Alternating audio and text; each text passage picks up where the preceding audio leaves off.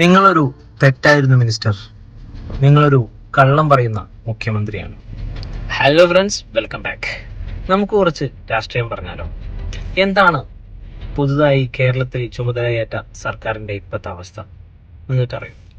എന്തൊക്കെ കള്ളങ്ങളാണ് CM നിങ്ങൾ പറയുന്നത്? ഒരു കള്ളം തന്നെ 1000 തവണ പറഞ്ഞാൽ അത് സത്യമാവില്ല CM.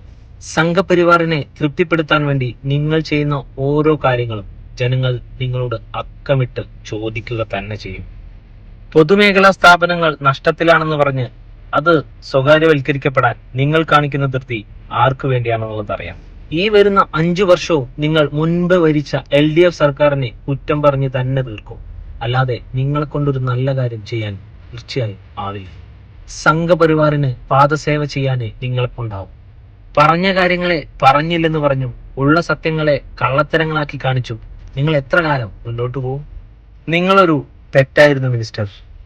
നിങ്ങളൊരു കള്ളം പറയുന്ന മുഖ്യമന്ത്രിയാണ്.